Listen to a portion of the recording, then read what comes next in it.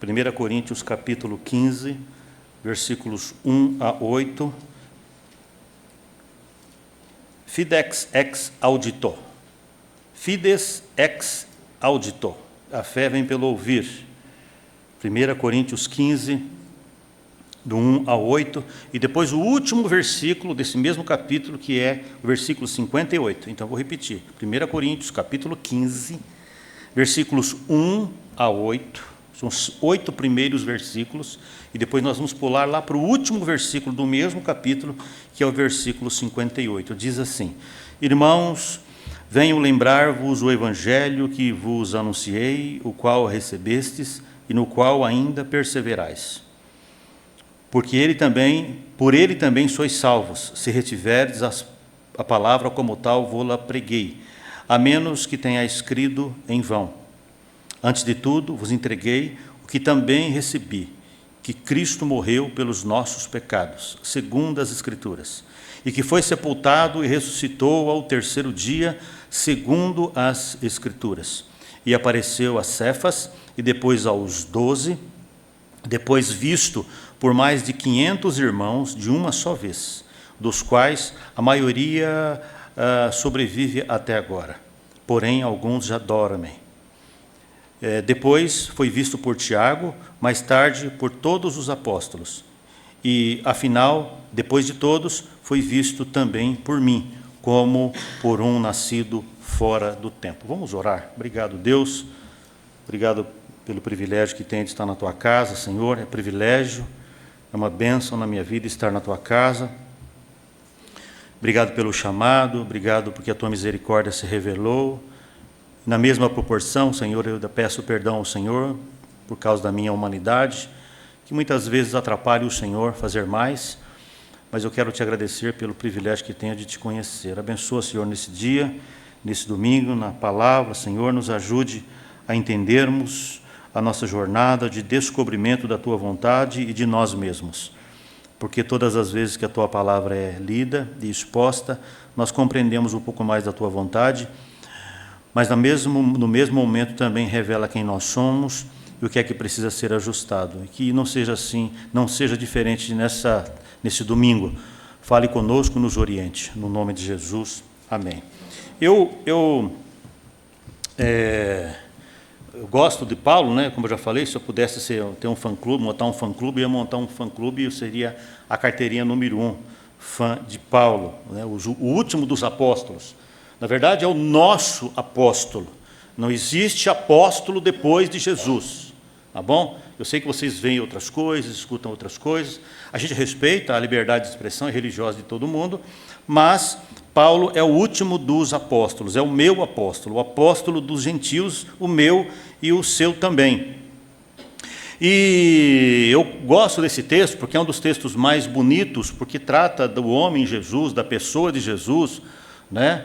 Fala do homem, mas também fala do homem que morreu e que ressuscitou. Então é um texto completo, mas também é um dos textos mais discutidos, porque trata de ressurreição.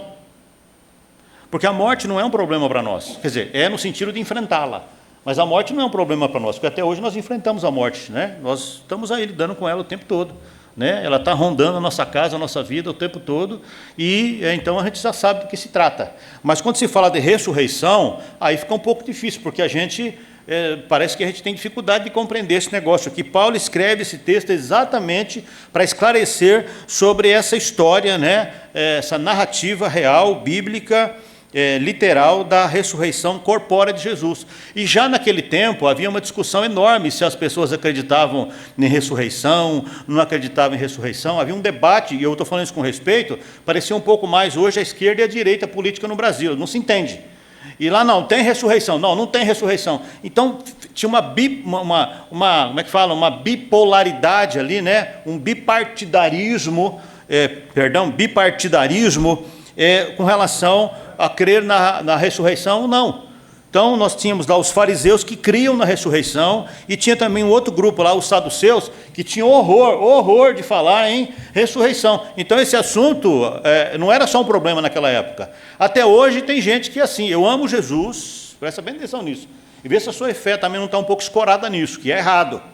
Eu amo Jesus, Jesus é o Senhor da minha vida, Ele veio num corpo humano, Ele morreu e tal, mas a ressurreição, pastor, eu tenho um pouco de dificuldade para digerir esse negócio, porque acreditar que alguém, né, está no mesmo corpo, um corpo ressurreto, um corpo glorificado, é um pouco demais para eu acreditar nisso.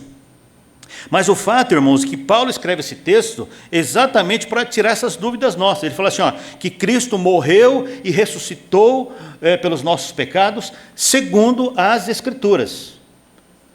Esse texto está dizendo que, olha, aquele homem que andou lá na Palestina, aquele judeu específico que andou na Palestina, o filho da Maria, aquele homem que andou lá, aquele homem cheio de amor, cheio de graça, de misericórdia, ali estava um homem perfeito. Jesus era um homem perfeito, significa que ele era Cordeiro de Deus. Estão lembrados, gente? Então, vamos comigo aqui? Ele era o quê? Cordeiro de Deus, e Cordeiro não podia ter o quê? Defeito. Então Jesus tinha um corpo humano perfeito, ele era um homem perfeito, com um corpo humano perfeito, porque é bíblico que o Cordeiro tinha que ser imaculado, sem defeito nenhum, absolutamente nenhum.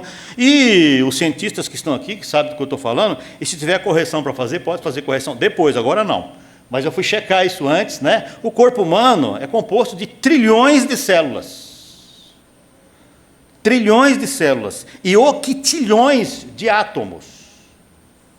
Então Jesus foi o único átomo perfeito que existiu neste planeta.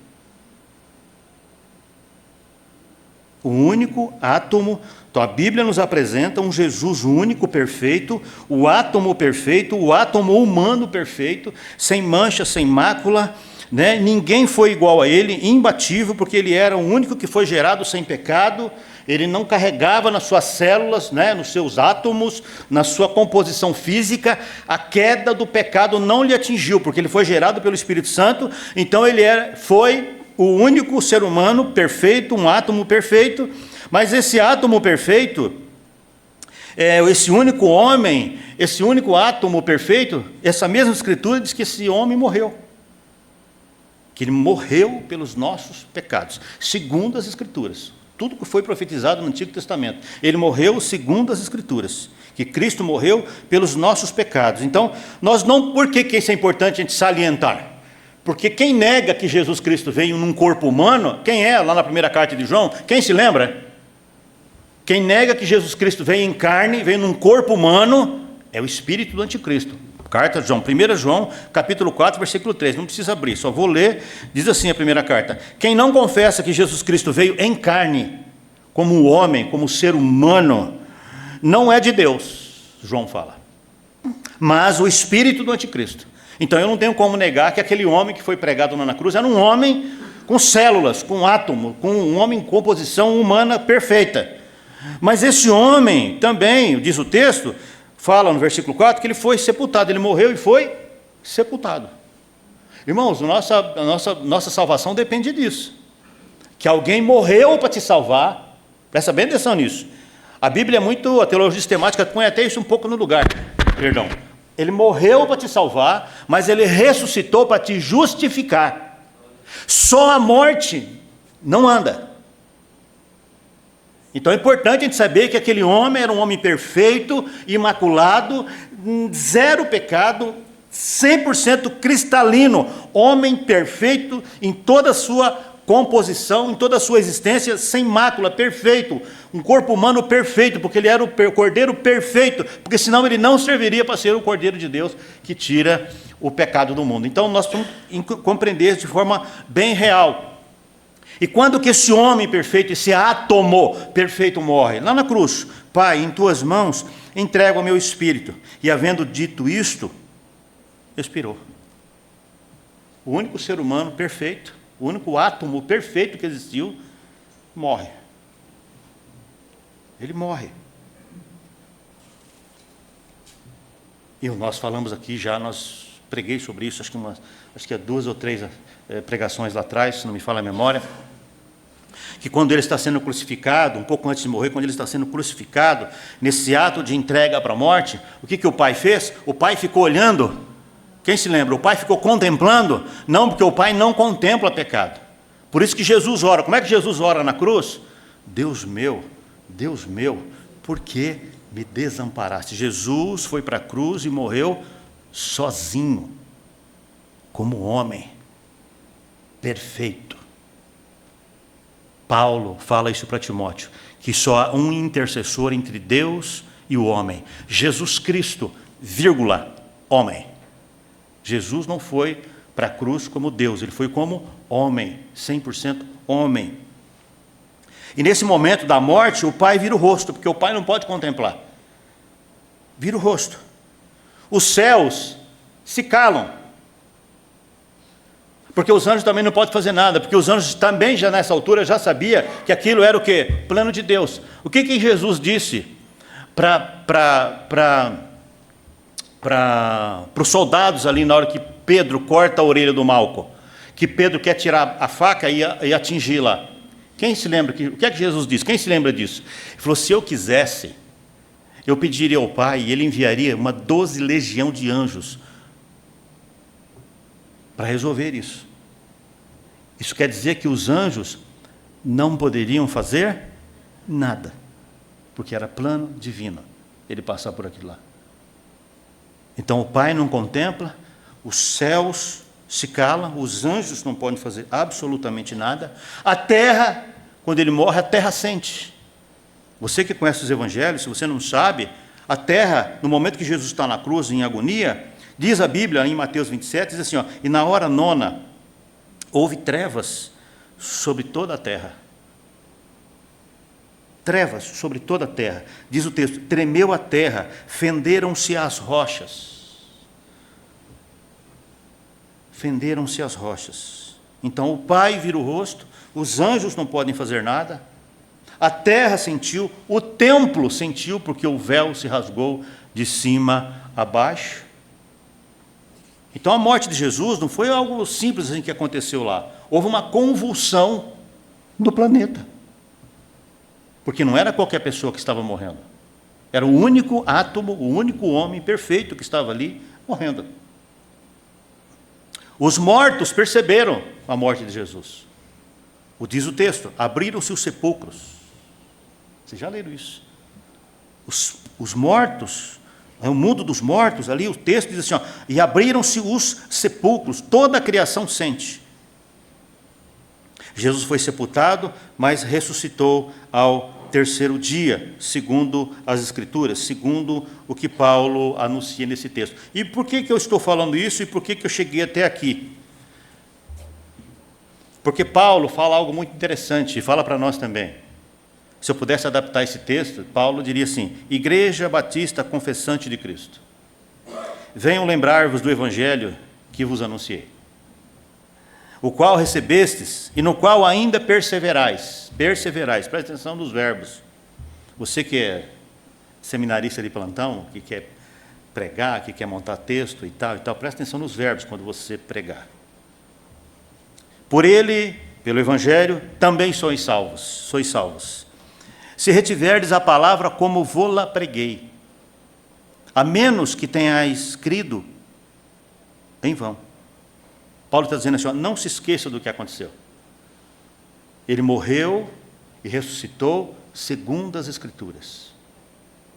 Foi exatamente, ele fala assim, ó, pelo que eu também vos entreguei o que eu também recebi. Então Paulo está sendo o quê? Fiel na revelação, real, aquilo que ele viu, o que ele percebeu, o que Deus deu para ele escreve no texto e isso chegou para nós. Então assim, nunca jamais se esqueçam disso, nunca jamais abram mão disso, nunca aceite qualquer informação ou ensino que não seja isto, porque você coloca a sua salvação em risco e a tua alma em perigo. Alguém morreu por você e ressuscitou por você. Não abra mão disso nunca. Não interessa o que você vai passar na vida, não interessa o que é que você vai ter, o que você vai ser, não interessa. Mas você precisa guardar isso no seu coração, na sua alma, na sua mente, assim, ó, inculcar isso em você, porque na hora da morte, meu irmão, é isso que vai ficar. Presta bem atenção, na hora da morte, na hora da agonia, o dia que você estiver indo embora daqui, é isso que vai ficar na sua mente ali, ó. Você vai falar assim, Senhor, Senhor, você vai lembrar dele, você vai lembrar que ele morreu por você, você vai lembrar que ele ressuscitou por você. E você, ou eu, na hora que nós estivermos sentindo o hálito, o cheiro da morte, eu vou lembrar que alguém ressuscitou.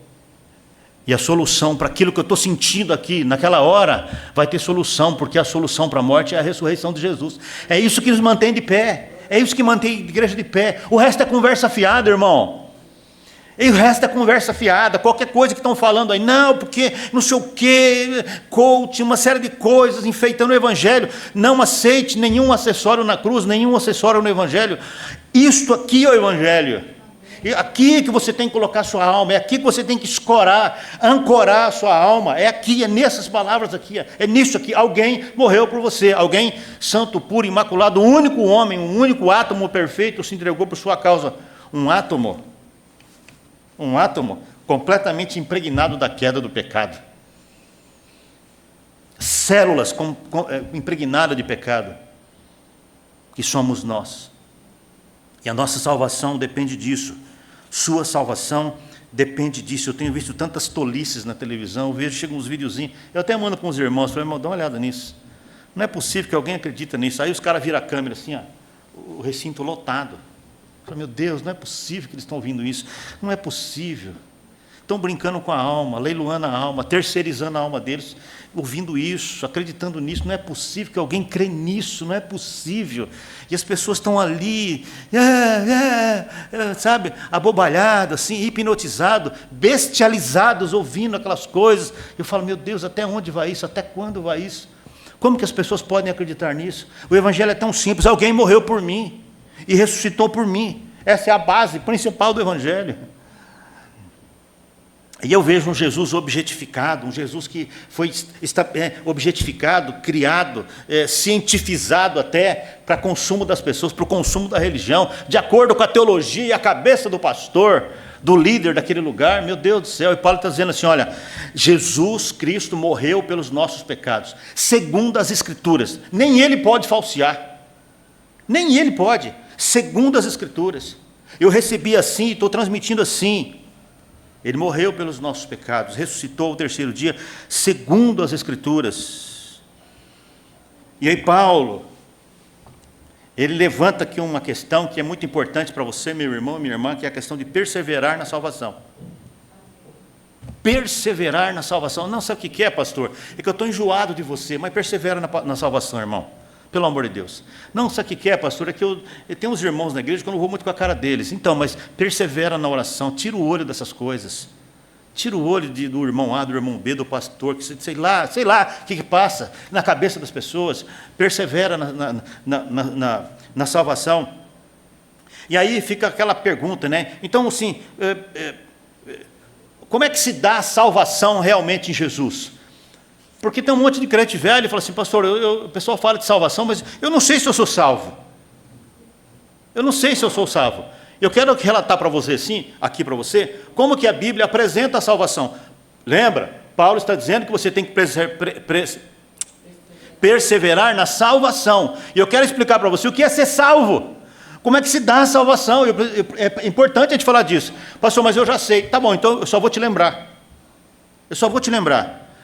Jesus fala com uma mulher, tem um momento ali que ele fala com uma mulher, e ele fala, eu só vou falar o que ele disse, porque o texto é grande e não vai dar tempo de ler. Eu só vou pegar a fala de Jesus, o que ele olha para a mulher e fala assim, ó, a tua fé te salvou. Fé pronta, estabelecida, executada sobre a vida daquela mulher. A tua fé, obra acabada. Mas então é assim, pastor? Depende do caso. Porque a mesma Bíblia diz, Paulo, nosso apóstolo dos gentios, que transmitiu para nós o mesmo que ele ouviu do próprio Senhor, ele disse assim, ó, após reconciliados, seremos salvos. Então eu tenho uma palavra aqui de que, ó, você está salva. Mas eu tenho o Paulo dizendo aqui, ó, seremos salvos. Fé também é processo.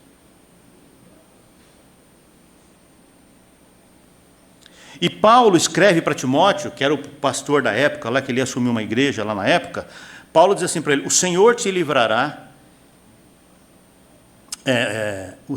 Paulo escrevendo para Timóteo, o Senhor me livrará, Paulo falando dele na segunda carta. A segunda carta de Timóteo é a biografia de Paulo. O Senhor me livrará, futuro, e me levará a salvo para o reino, para o seu reino. Obra futura. Ou seja, o que é salvação, irmãos? Vamos lá então. Estão me ouvindo? Por favor. Sim. Por favor, presta atenção nisso.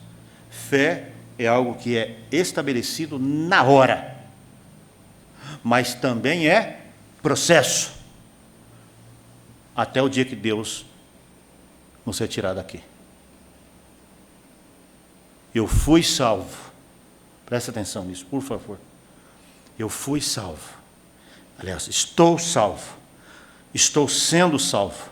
E serei totalmente salvo o dia que Ele me retirar daqui. Eu sou salvo. E estou sendo. E serei totalmente o dia que Ele me vier buscar a sua igreja. Pega isso para você. Você é salvo em Jesus. Não deixa ninguém soprar ao contrário na sua cabeça. Mas você também está sendo salvo todos os dias, porque nós fazemos bobagens. Deus tem que salvar você, primeiro, não é do mundo nem do diabo, é de você mesmo.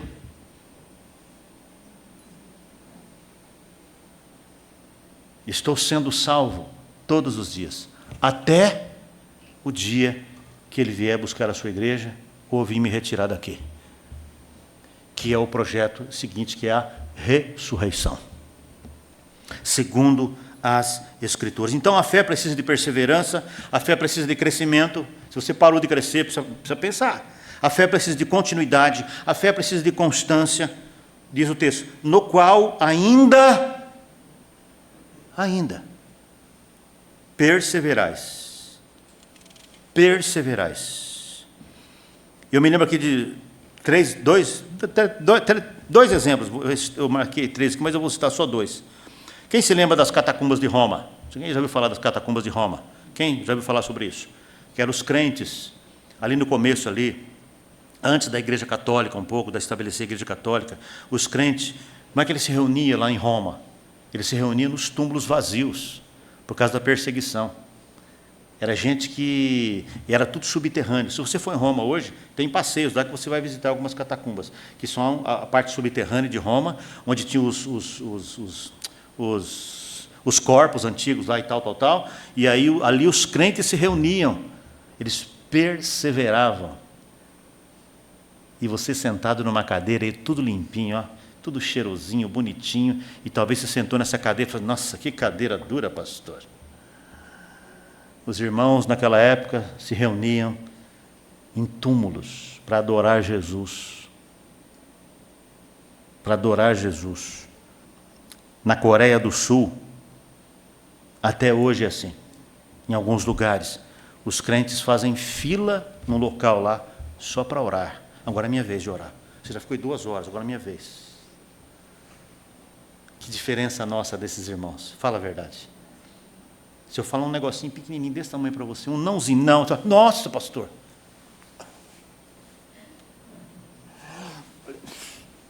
Nunca mais. Meu Deus do céu. Meu Deus do céu. Tem alguma coisa errada com aquela geração ou com a gente? Tem alguma coisa errada. De gente que perseverava na fé. E Paulo está dizendo assim, persevere na fé. Persevere na fé. Paulo também diz, Paulo relata nesse texto, sobre reter a palavra, retém a palavra, guarda no seu coração o que você já ouviu, né? Se houvesse, eu não sei se existe, né? Eu não sei se existe, mas se tivesse um medidor, tipo calibrar pneu, como é que chama? Calibrador de pneu, Sérgio? É isso que fala, né? Aquele negócio que põe no dedo, doutora, para saber a oxigenação do sangue, no dedinho lá, parece um pregador de roupa. Então, digamos que inventaram agora, eu acho que eu vou inventar, olha, é uma boa ideia esse negócio. Eu não tinha pensado, olha, é uma boa ideia, é um medidor de evangelho. É um medidor de evangelho. Colocar assim uns fios na sua cabeça, numa máquina, eu vou tentar falar com um irmão que entende disso, para saber o quanto de evangelho tem na sua cabeça, medir de quanto de evangelho tem retido na sua cabeça, na nossa cabeça. Estou brincando. Mas a questão aqui é que Paulo está dizendo assim, ó, retenha o que vocês escutaram. Não joga fora. Pastor, eu esqueci tudo que você falou domingo, pastor, não lembro mais nada. Não é nada, pastor, não, eu só vou... Ó, aliás, o que você falou no começo dessa pregação, já nem lembro também. Meu Deus do céu, não retém nada. Não retém nada. Deus levantou profetas lá no Antigo Testamento. Caminha comigo. Caminha comigo. Deus levantou profetas no Antigo Testamento. Preparou todo o caminho, a plenitude do tempo lá. Enviou Jesus. Jesus fez a obra dele, pregou, morreu, ressuscitou, levantou a igreja. E aí, 2000 anos depois, alguém pregou para você. Alguém evangelizou você. Presta atenção nisso. Alguém evangelizou você. E de lá para cá, você já ouviu pelo menos, o Edmilson já ouviu uns 4.000 sermões. Uns 4.000 sermões. O Gabriel já ouviu assim, uns 20.000 hinos, nesse tempo que ele é crente. Cantou milhares de hinos. Recebeu milhares de oração, o Jack, milhares de oração. Ora por mim, pastor. Tem um monte de gente que orou por ele. Centenas e centenas de aconselhamento. 10, 15, 20 anos a fio. E você não mudou.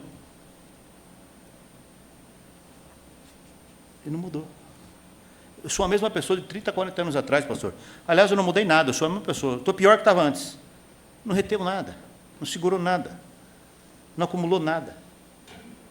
Deus fez todo esse manejo de gente, né? Deus moveu homens e mulheres na história, moveu homens e mulheres, gente morreu para o Evangelho chegar aqui, e ele falou, pastor, não sei, eu não lembro de nada, o Evangelho para mim não quer dizer nada, eu não esqueci tudo, e pronto, é isso, não sei de nada. E Paulo está dizendo, retenha o Evangelho, segura. Aliás, a menos que tenhais crido em vão. Então, hoje, irmãos, eu vim lembrar você sobre essa questão, né? Que é inadmissível a gente ter recebido tanto e a gente não ter guardado, a gente abriu mão, né, do que Paulo está dizendo aqui, que foi sepultado e que ressuscitou o terceiro dia, segundo as Escrituras, e que apareceu a Cefas, olha aí, com testemunha ocular e auricular. Jesus ressuscita e aparece a Cefas, depois aos 12, depois foi visto por mais de 500 irmãos de uma só vez, já num corpo glorificado, ressurreto, dos quais a maioria naquela época sobrevive até agora, porém alguns já dormem. Dormir aqui é eufemismo de morrer, alguns já tinham morrido, outros não naquela época, né? Depois foi visto por Tiago, mais tarde por todos os apóstolos, e no final de tudo, depois de todos, foi visto também por mim como um nascido fora do tempo. E ele está dizendo assim, retenha, aprenda isso, guarda isso, sabe por quê? Porque tudo que eu estou falando é verdade. Eu vi Jesus, os apóstolos viram, mais de 500 irmãos. Aliás, irmãos, quantas pessoas viram Jesus aqui?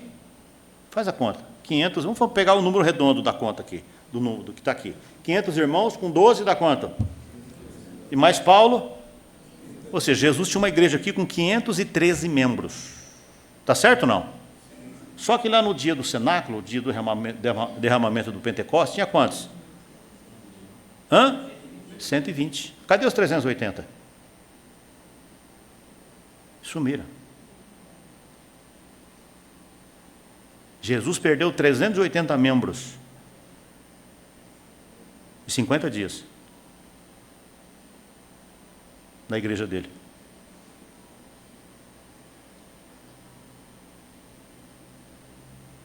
Vamos pensar nisso. De 513, só tinha 120 no cenáculo. Aconteceu alguma coisa no meio do caminho. Desacreditaram? Não reteram? E hoje não é muito diferente. É com isso que a gente, pastor, lida.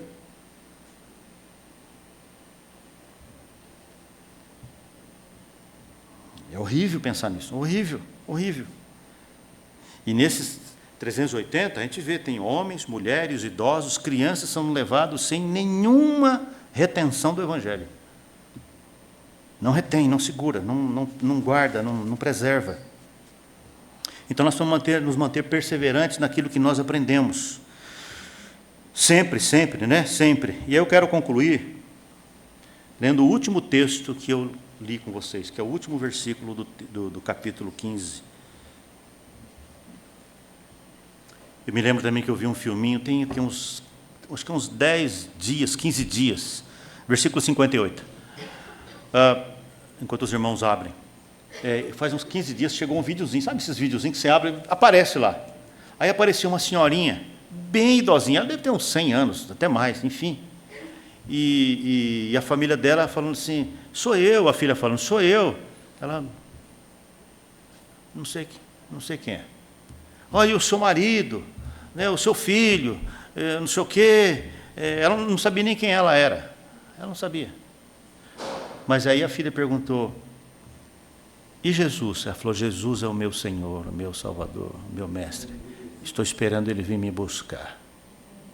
Uai, tem algo retido ali ou não tem? A família evaporou. Os nomes, evaporou. A vida evaporou. Ela mesma, para ela mesma, evaporou. Mas quando falaram Jesus, Ele é meu Senhor, Ele é o meu Salvador, e eu estou esperando Ele vir me buscar.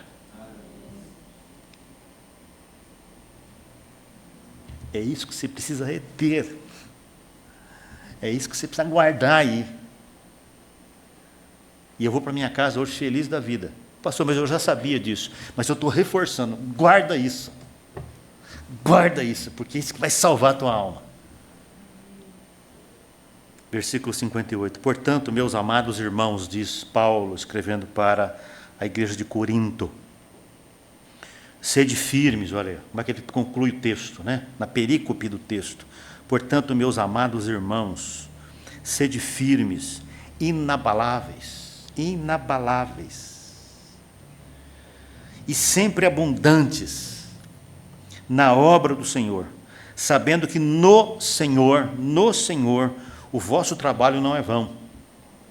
Então não tem crença vã, nada é em vão quando nós conhecemos Jesus e sabemos para quem estamos vivendo e servindo.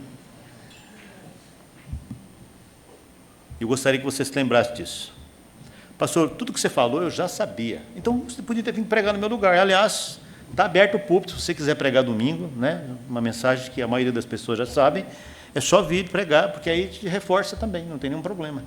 Mas eu precisava dizer isso para você. Porque eu tenho certeza absoluta que você tem ouvido informações, várias informações pelo celular. Tem muita coisa chegando para você, e em algum momento você parou assim e falou, eu não sei, minha fé, será que esse cara não está certo? Na igreja eu ouvi isso, mas esse cara,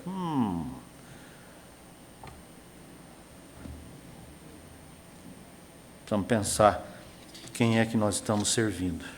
Vamos orar. Obrigado, Senhor, pela Tua palavra, obrigado por Tua misericórdia, graça, perdão, obrigado por ter enviado Jesus, que morreu pelos nossos pecados, ressuscitado para nos justificar.